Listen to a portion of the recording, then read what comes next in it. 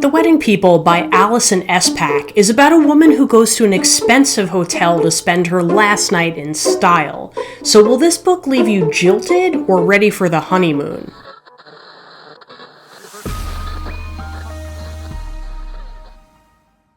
Hi, I'm Amanda, and this is Spineless Books, your spoiler-free one-stop shop for all things audiobook.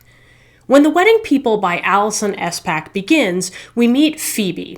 Phoebe is a professor, almost.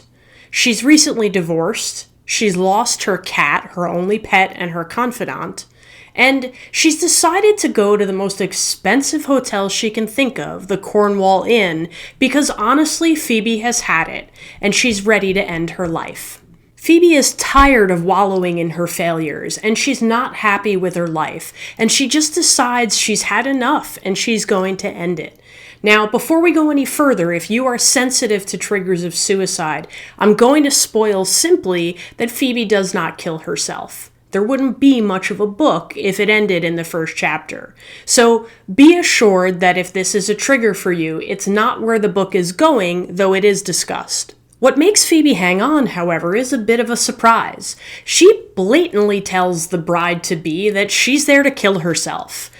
Lila, the bride, is not going to have that. She says outright, "I will not have a death during my wedding week." And yes, she and her guests are there for a week-long celebration.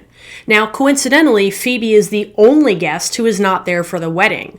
Lila thinks she's booked the entire hotel for her wedding party, and there shouldn't be anyone else there, yet somehow there's Phoebe. And Phoebe, as the only person not with the wedding, is an outsider who has nothing to lose. Lila quickly decides that Phoebe is going to be the recipient of her verbal diarrhea about everything she's worried about and has planned and is excited about with this wedding, because it kind of seems like no one else is interested in listening to Lila.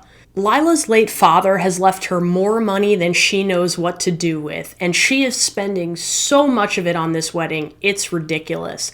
Everything is planned to a T, and Phoebe quickly finds herself completely absorbed by the wedding people because there's nothing else for her to do, and now that she's not dead, she might as well be involved. And Lila is thrilled to have Phoebe there, given that Phoebe's really the only person who seems to be willing to listen to Lila. Now, I don't want to spoil where this book goes or how it gets there, but I will tell you that the characters are complicated and multi-layered, and they run the gamut from one end to the other of whether or not they know what they want for themselves. Over the course of the week at the Cornwall Inn, Phoebe makes tremendous changes for herself, but she's not the only character to do so. Many of the characters have a fairly transformative week at Lila and Gary's wedding. Lila, the bride, and Gary, the groom, are accompanied by Gary's 11-year-old daughter, who wants to be referred to as Juice.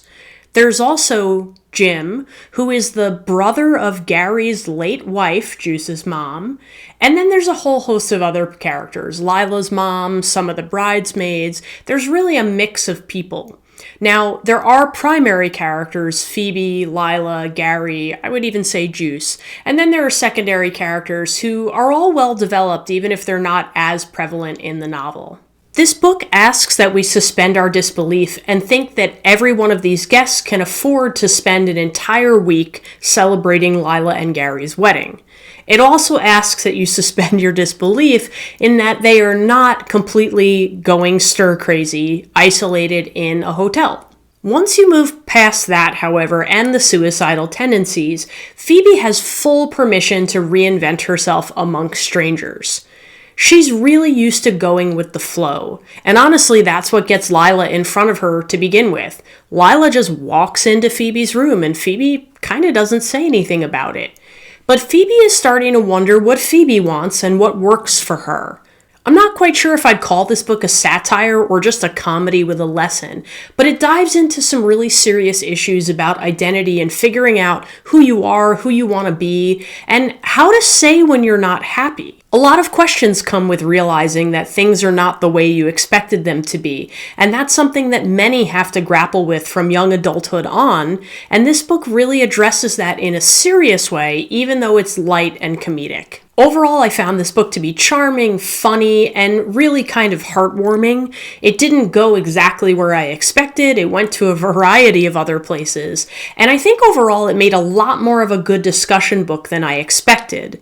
Now, I've heard a lot of people say this is like a top book for them of 2025, and it's amazing and one of the best books they've ever read, and for me personally, I would not put it at that level. I do think it was really good, maybe even great, but it's not quite the blockbuster that so many have said, in my opinion, though it is a solid read. I listened to this on audio, as I always do, and it was narrated by Helen Laser. I think Helen Laser's really good, and she does a great job of voicing male characters, of which this book had plenty, without sounding ridiculous. She sounds masculine, but she doesn't sound like a woman speaking in a weird, deep voice. She just kind of goes at it a little bit without going over the top.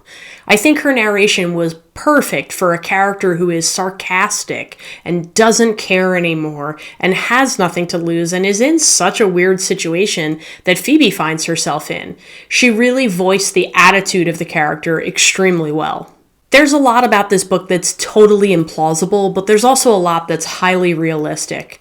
There's even a nod to Edith Wharton's House of Mirth, which I happened to just read before this, given that Phoebe is a professor, albeit not a very successful one, of Victorian history. She's really fascinated with that time period, but she's never quite gotten herself to an expert level in the eyes of academia, so she's just sort of an aficionado in the story, although she'd like to be more.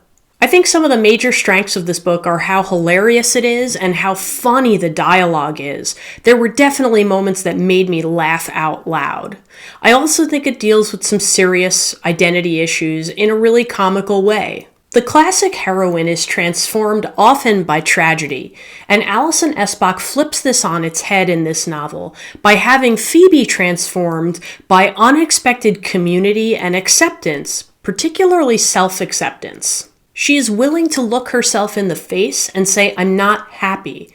But she's also willing to accept that she's the one who can do something about it. And she starts to in this book. Now, for me, I would call this book a 4-star read. I know for many it's higher, but that's just where it landed for me. It was excellent. It wasn't mind-blowing, but I really enjoyed it. I also think it's a great book club discussion book. There's a lot to dig into in a lot of the characters, and you could easily kill an hour just talking about the particularly funny moments with a group. So I think it's worth picking up. I think it's a really solid story, but remember, you might love what I hate and hate what I love, so make your own opinion. But thanks for listening to mine. See you next time. Don't forget to like and subscribe.